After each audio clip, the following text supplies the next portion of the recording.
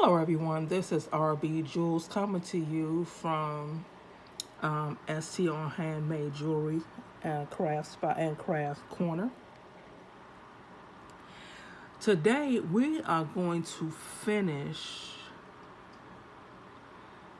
part 2 of the basic beaded pendant for beginners. And I apologize, it took me so long to get to finishing this pendant.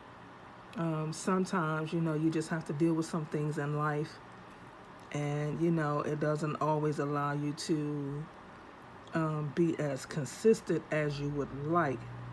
But I would definitely be working on being a lot more consistent than I have in the past. And I want to say thank you to all the new subscribers.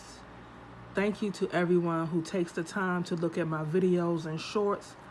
I greatly appreciate your time because you could be doing anything else. You could be anywhere else, but you take the time to stop past my channel and to share in my handcrafted jewelry designs. I'm truly grateful for that. You may hear the fan in the background because it's not hot enough to turn on the air, but it's still warm. So you're going to hear my fan in the background. And if you hear any outside noises I can't control, birds chirping, people going by in their cars or what have you, I can't control that noise. So let's get started. Here are the materials. Matter of fact, here's the piece that we were working on. And this is where I left off, where you did a beaded bezel and you added the 15-0 black bead, the 15-0 beads to tighten up the bezel and make it look nicer. So what we have here is called ultra suede, or this is faux leather that I'm using as a backing, and it's going to make the backing of the piece look nice and look more professional when you're using this piece. So I'm going to be using this piece of faux leather. This side is going to be on the outside and this side is going to be on the inside. And then we have the rest of the beads here that we were using. I would suggest that you use 2 tubes of beads of the main color because this may be enough, it may not be enough, and you will see why. And it's probably enough, but if not, I do have my little tray of mixed red beads and I know which ones to pull out. And then you have your little cutter, and this is just to cut your threads, and I would say is very good. It helps you to get as really close to the beads without destroying the beads, to cut your threads so that you can easily hide your thread. And then you're going to need some E6000 when we adhere the the pendant after we cut it onto the if you're using ultra suede, or if you're using faux leather, the faux leather.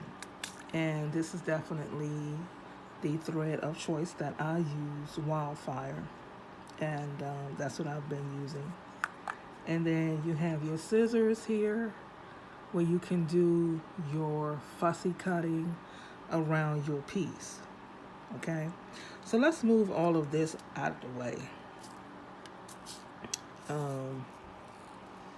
Well, let's just move all of this out of the way, the ultra suede and everything, and let's just focus on this. So I have needles all over the place.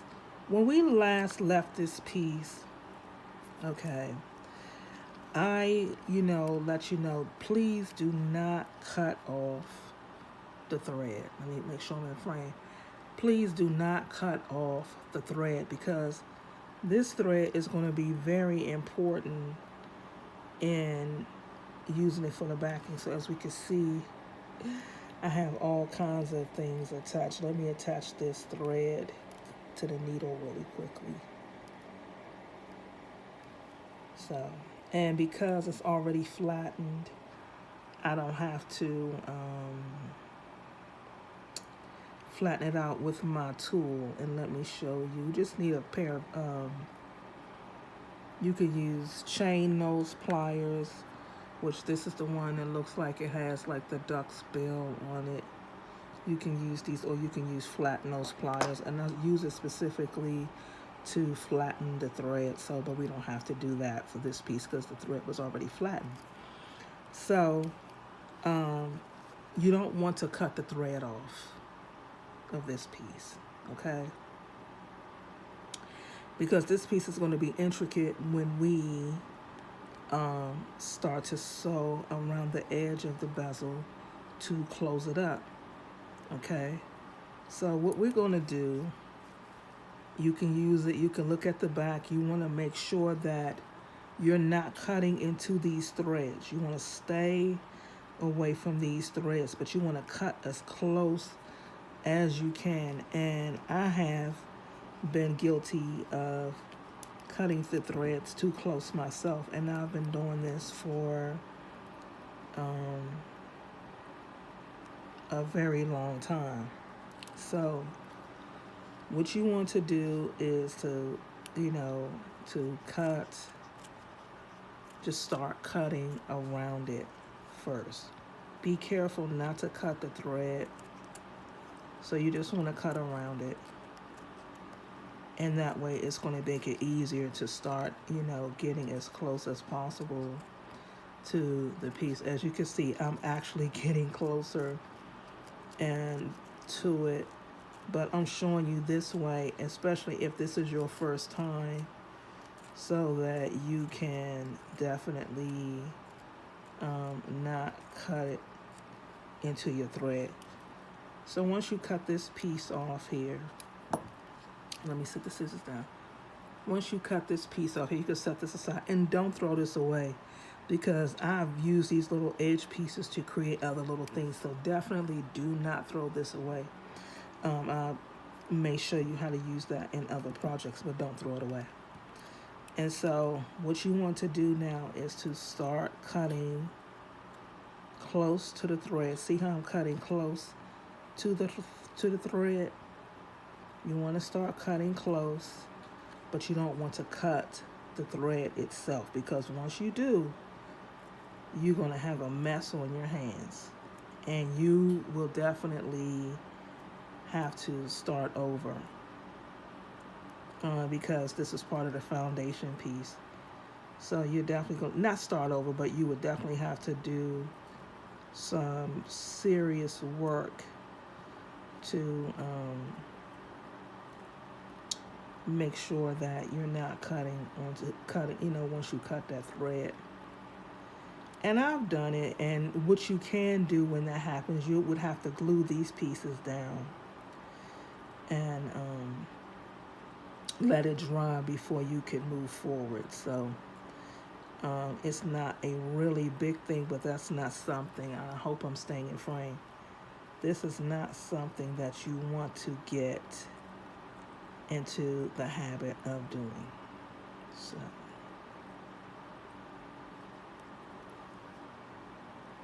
So, and there you go. And you look at the outside, and you might see a little bit of the material, and that's okay. If you see where you want to get like just a smidge closer, you can. I do it. But if this is your first time, you can leave a little bit of room, and this is where I would stop cutting. Also, honestly, I have perfectionism issues, so sometimes I get carried away. So we want to move all of that out of the way, making sure that your thread is still attached to the piece. Okay, so the next step is your ultra suede or your faux leather. Now with this piece, I would say, cut maybe 1 inch by 2 inches, or maybe 1.5 inches by 2 inches, so that you can have enough room. Now when you do that, as you can see, we have a lot of room, and you actually can use this for another piece. So what you can do is, you know, sometimes I'll cut it like I'm ready to do now,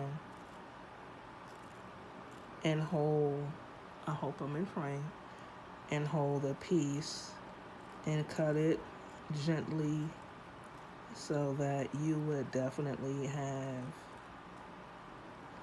enough. And then you definitely can use this piece to cover another. It will be a smaller piece, but you definitely could use this piece to cover, to back something else that you would stitch. So now that we have this here, what you want to do is get your E6000, and I like the little tubes because it's like not as messy, and you want to, just dot it around, and that's what I do. And you don't have to go all the way to the edge because you don't want the glue to seep out, and that has happened. And then you want to go in the middle, and I dot it and make sure I'll have enough glue, and then you put your glue aside, because at this point you're finished with the glue. And then you want to center this. Hope I'm in singing. Center it as much as possible, and then lay it down and push it down really good to make sure that the glue is adherent to both sides. And then you want to let it sit and dry for a few minutes. Okay, you want to let it sit and dry for 30 minutes. See how the glue is seeping out on the side? And generally, for me, I'll just wipe it off and keep going, but this is why you definitely want to make sure that the glue is not seeping out on the sides.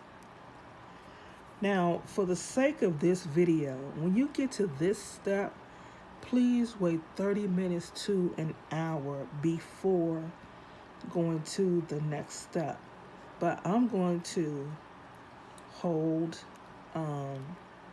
this lacy stiff stuff, the faux suede, leather, whatever you're using, and I'm going to gently cut.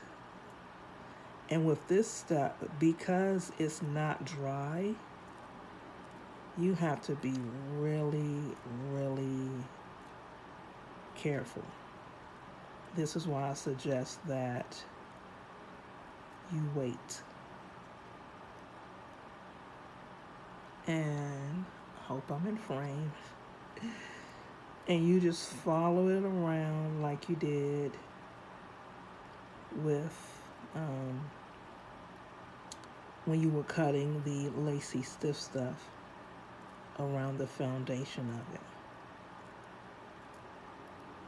And just take your time and cut it.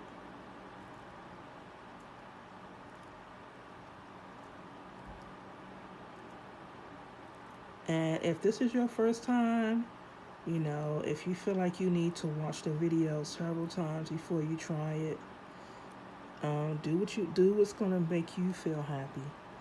Now, you will be tempted to turn over and cut from this side, but guess what? You cannot see the threads, so you just can still look at it from the front and cut gently around it.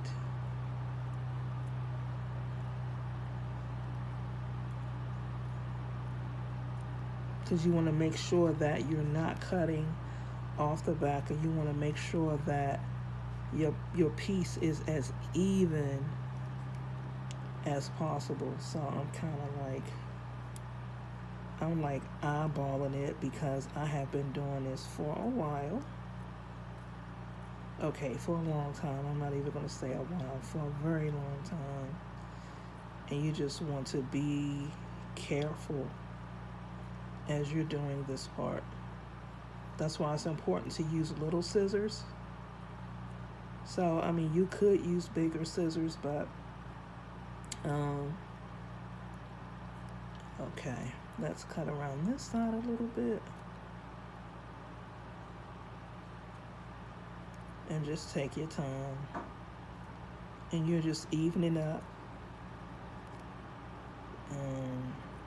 Yeah. So, now remember, okay, so, there we go. So we're going to put the scissors aside. We're finished with the scissors. You're going to remove your little scraps out of the way.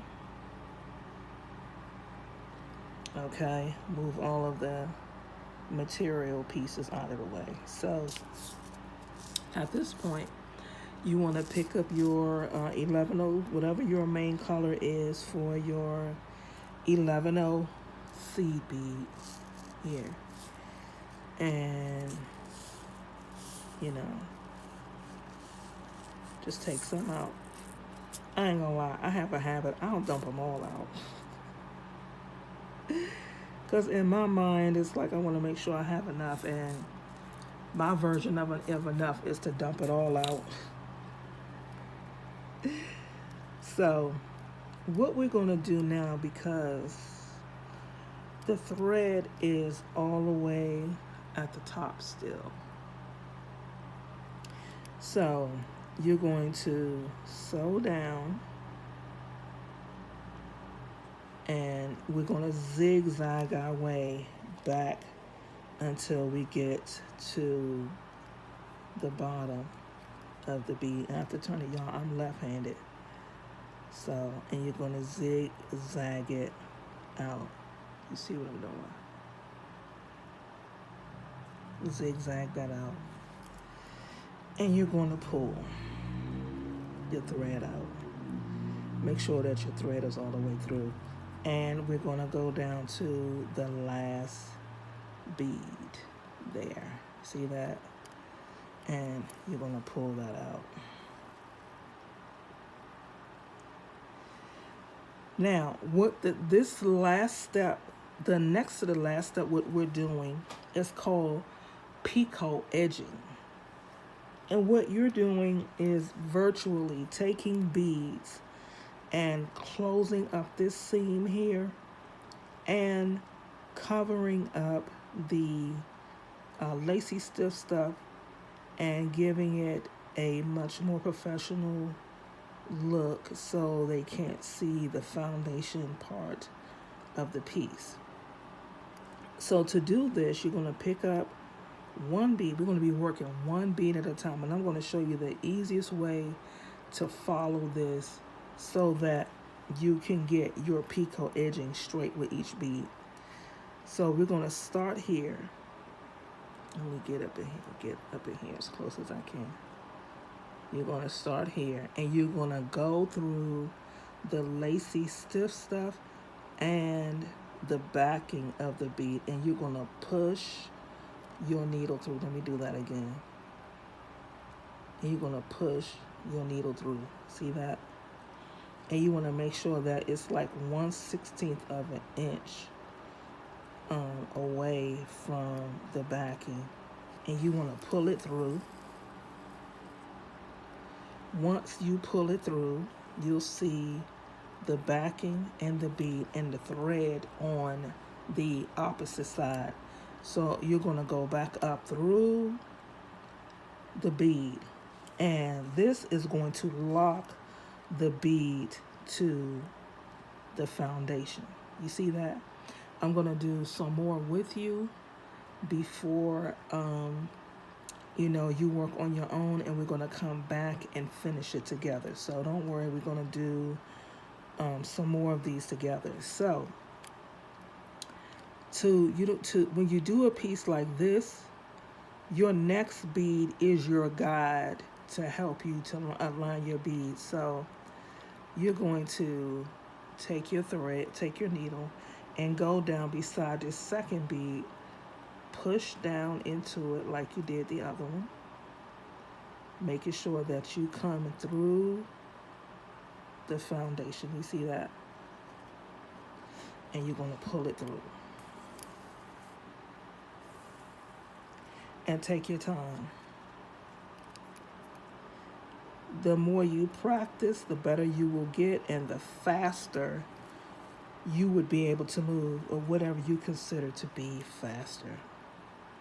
So, and you can tighten it up as you go along. See how the bead is closing it up on the side. So now we're going to pick up another bead, go down beside the next bead. See that? I hope I'm in frame. Push down into the ultra suede. I keep saying ultra suede because that's normally what's being used, but this is the faux leather. And you're going to push down into the foundation. I keep twisting my work, y'all, because I'm left-handed. And the needle is going to go back just up through the bead. Okay. And you may twist your work around or you may not. So again, you want to go down through the next bead right beside it. And this is going to help you. It's your guide. It's going to help you keep this fully aligned. You see. Making sure I'm going down through it. And then you're going to come back up through the foundation. And you want to do this as neatly as you can. In the beginning, you may get it and you may not. I know I didn't. And the first time I tried it, the back of my work looked kind of jacked up. And it happens. So as you practice, then it'll become second nature to you. So again, let this next bead be your guide. Go down into the foundation, the stiff stuff, and the backing, and come through. Now here's a tip. It's also good to try to get the backing where it's forgiving and you can't see the stitches, because some people can sew the stitches really evenly and some people can't. So if you get a backing like this one, which I got from Amazon, which is forgiving, you really can't even see the stitches. You really can't. So you want to let the next, let me see where we at. Okay. Let the next bead be the guide. Go down into the foundation and come out. So I'm going to do 2 more of these with you, and then you can go and you can finish and stop when you get to the last bead, and I'm going to show you that step. Let the bead be your guide. Okay, go down into the foundation and take your time. Sometimes I don't take my time. I don't, I'm not even going to lie. But take your time. And remember, just go back up through the bead. Once you go back up through the back of the foundation, right here, then come up through the bead right here. I need to get my nails done. Maybe I'll get back into doing that. So you're going to pick up another bead, let the bead beside the next bead be your guide. And you're going to go down into the foundation and the backing, pull it through. Okay, make sure it's sitting on top. Come back up just through the bead. We're going to do this one more time together, and you're going to see. Let the bead beside it be your guide. come down beside the bead into the foundation and the backing, push through.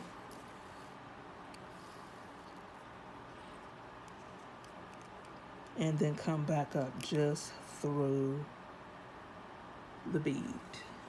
So, okay, now let's look at that. Now see how you have the rest of this just sitting open, but as you add the beads, that closes all of this up, and all you see are the beads. That's all you see. Okay, so I want you to continue to finish. When you get to the beginning bead, stop right there, and we're going to come back and we're going to finish that last step together, and then we're going to do the final step together.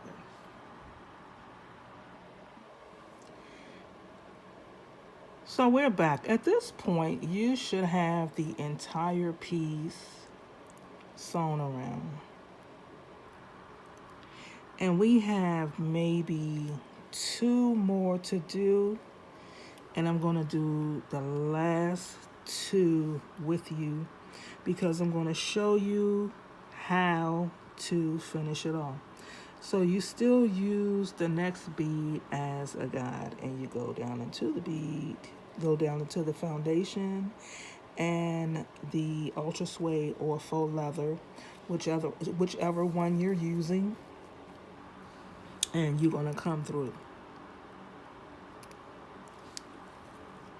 Okay, so as you can see, we have room for 1 more bead right here.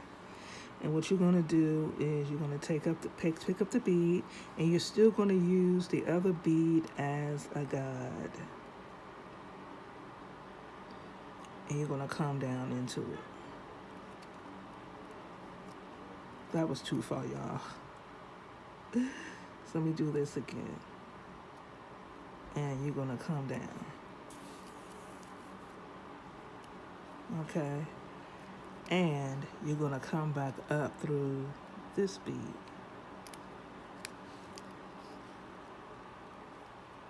So as you can see right here, you have the space between these 2 beads.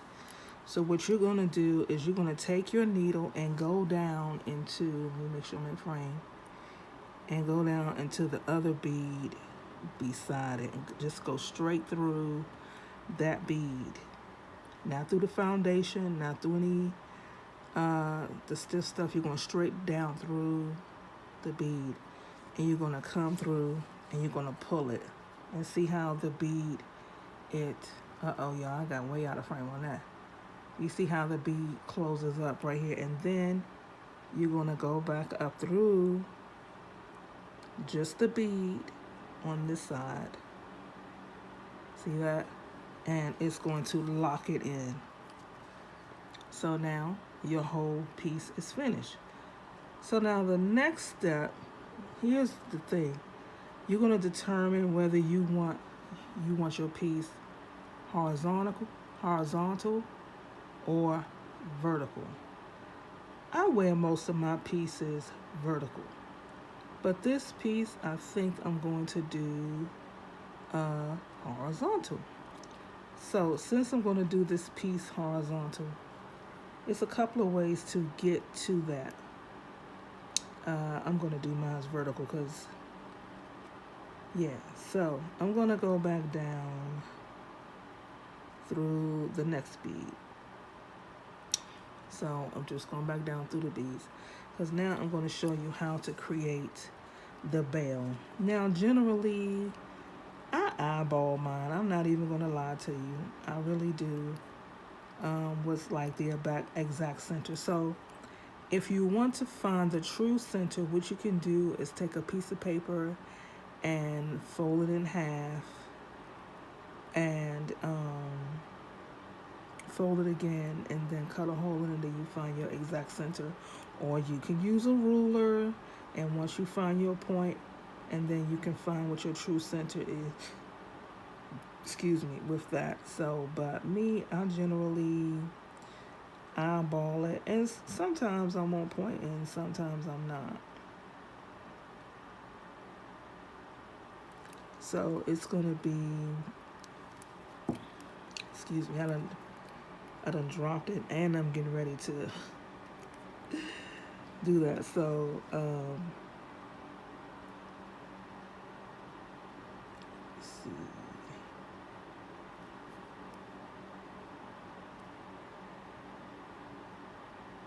Let me see.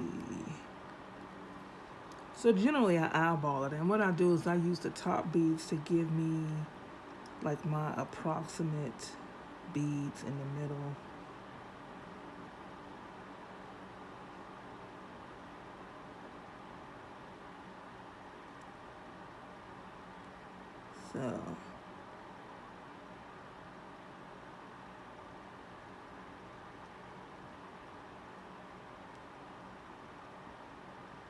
So it's gonna be these 5 beads right here. So basically I'm gonna come up at the next bead beside it right here. I knew that was gonna happen. The needle came off the thread. And I apologize if I'm not explaining this clear enough. I'm explaining it the best way that I know how. But if you come up with a better method to eyeball and get your beads, you are indeed welcome.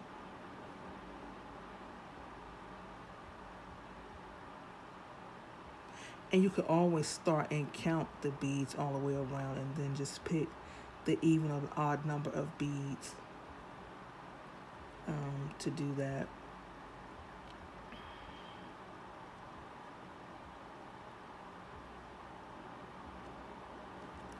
So I'm going to choose these 4 beads right here, 1, 2, 3, 4 right here.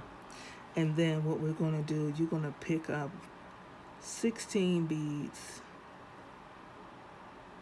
because we're going to use this to create a bezel, to create a bell. So that's 4, 5, 6, 7,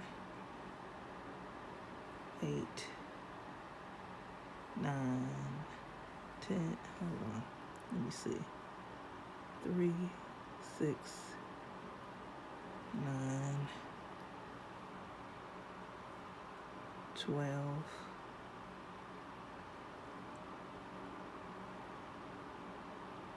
15, and then one more is 16. And then what you're going to do, you're going to let the beads drop all the way down like this. And then I got a feeling this is going to be too big, so let me see. Because we don't want the bell to be really big. So let me see.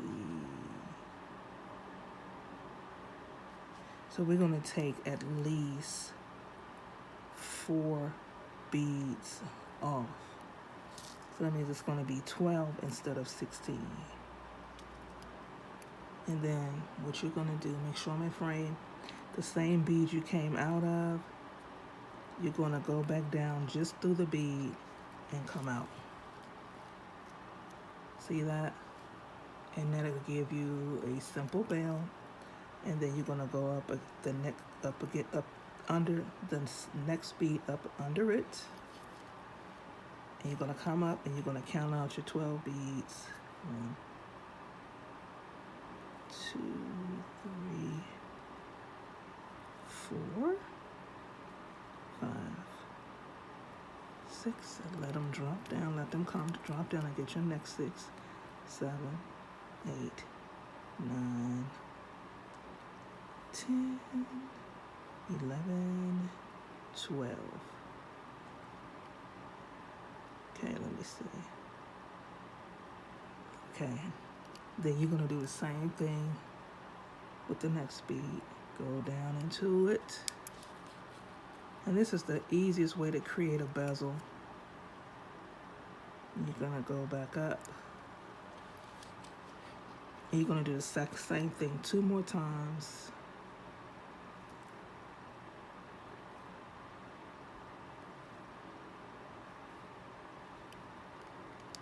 It's 4.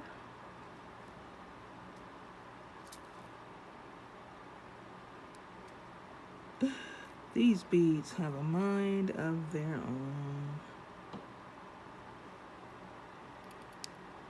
It's another 4. Let's pick up 4 more.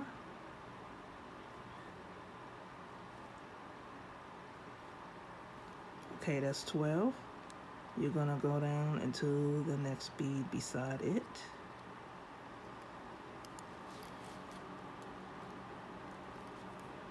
Then you have 1 more.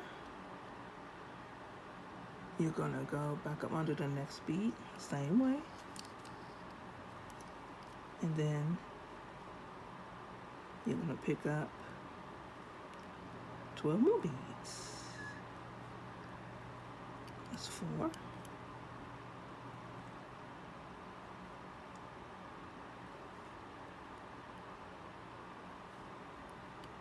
Four more beads.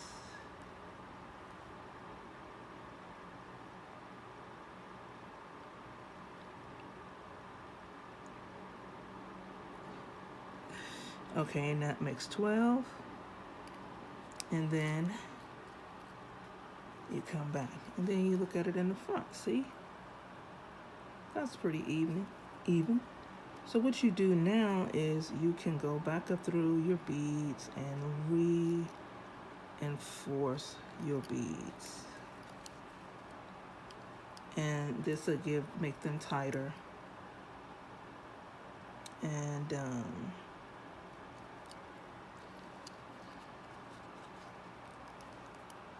you're gonna do this with all of your beads. And you go back down through the bead and go back down through the second bead again. These are Toho seed beads, so I'm sorry if I wasn't in frame. These are Toho seed beads, so you can go down through them at least 2 or 3 times. And so this is what you would do to reinforce your bezel. And then let me see. I was looking to see if I had a piece of chain around. Hold on for a second. And then the next step after you do that, because y'all, we are finished. We are 100% finished. I know I got some thread around here somewhere. I mean, some chain. Thought I had some chain nearby. Y'all hear me looking through my stuff.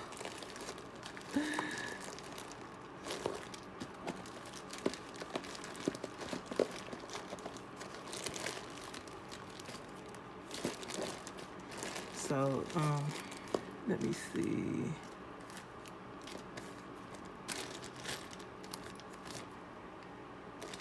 I really think I took everything out. Hold on for a second.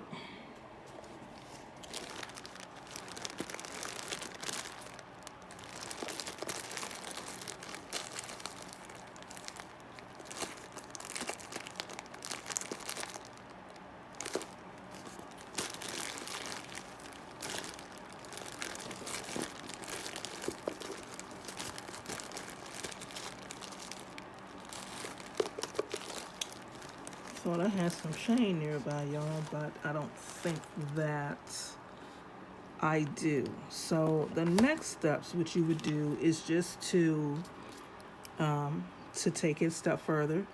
Just get you a nice size chain that will fit through your holes of your bail. And then take some jump rings, cut the desired length that you want of the chain, and get you a nice size jump ring and a lobster claw clasp. And there you have it. You will have your completed chain pendant. So I will show it what it looks like with the chain in the community section, and look forward to more videos. This was absolutely fun, excuse me, and I'm glad that we finally got to part 2 to completing the bezel piece. So until next time, happy creating.